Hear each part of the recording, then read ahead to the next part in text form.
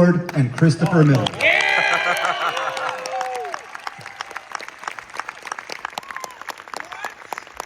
Hello, everybody.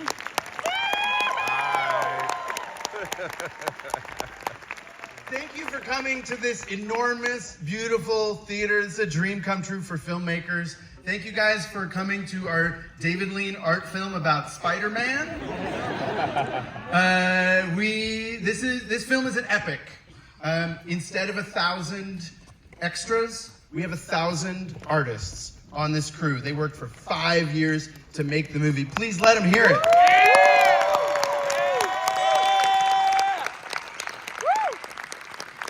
Many of them are in the audience tonight. We've got the voice of Spider-Man India, Karan Soni. Please stand up. We got our trio of super directors, Justin K. Thompson, Kent Powers, and Joaquin Dos Santos. That's right. Our incredible producing team, Amy Pascal, the legend. Avi Arad. Also a legend. And Christina Steinberg. A super legend. Our co-writer, Dave Callahan. Picture editor, Mike Andrews. And people don't realize how much goes into editing and animating a film. It's a lot. Production designer, Patrick O'Keefe. And the leadership team at VFX and animation, Alan Hawkins, head of animation at ImageWorks. And Christian Henjal and Mike Lasker, VFX super wizards that made the movie look as beautiful as it does. The visual effects accomplishment of this movie cannot be overstated. It literally, they made images that were not possible until we made this film. So please, put your hands together for everybody who made this movie. This night is about the music and this amazing orchestra right in front of you, but especially... I had the pleasure of watching these guys rehearse, and they are sick. This an incredible musical group of people, and we want to highlight 2 filmmakers that we made the movie with that headed up our music. One of them is the incredible recording artist, Metro Boomin. He's literally the biggest thing in music. Most successful hip-hop producer working today. And an incredible filmmaker, incredibly musical musician. He just, he's not afraid to make his songs pretty. He's not afraid to make them evocative, and they rip. And also our composer, Daniel Pemberton.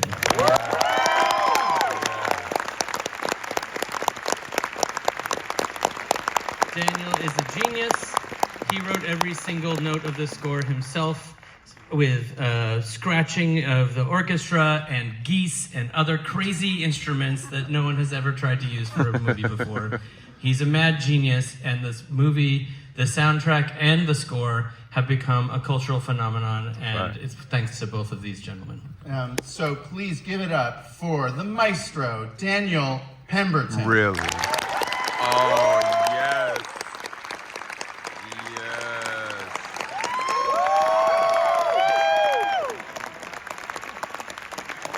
That's so awesome. Hey, Los Angeles.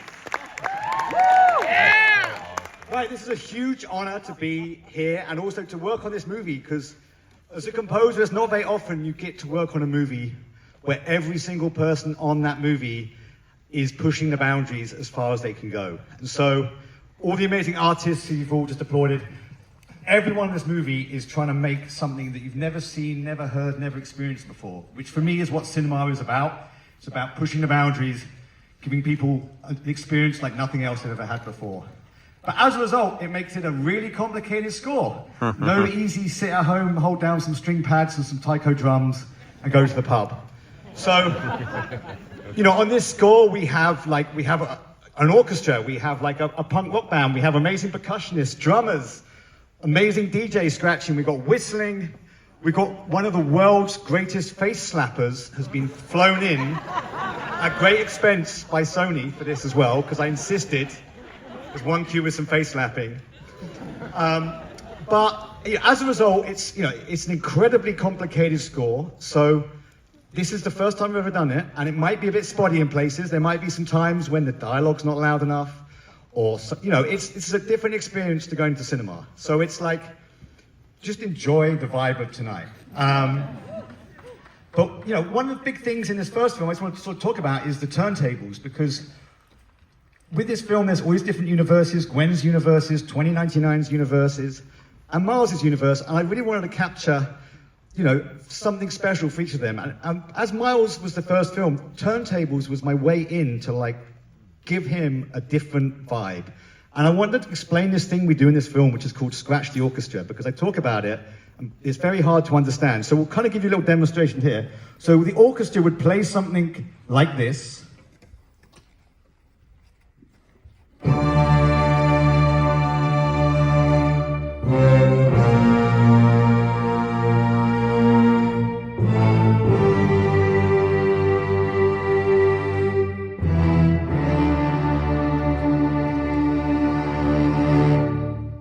And then we would get this transferred by magical technological gizmo juice onto a turntable, which the amazing DJ Damage will demonstrate it coming off that.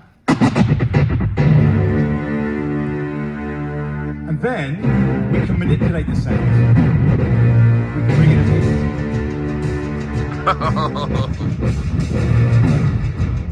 So that's one of the things we do. But Yes. the great thing about this film is you have the freedom to experiment like to so many crazy levels. So one of them was like, we had the scene early on the film where we meet Miles. I was like, let's just scratch all the kind of noises that we hear on screen. So I'll give you a little demonstration. You play the Miles beat. I have to crank that up a bit. So we might have, let's say, punches. There's some people being punched. So we just scratch the punches.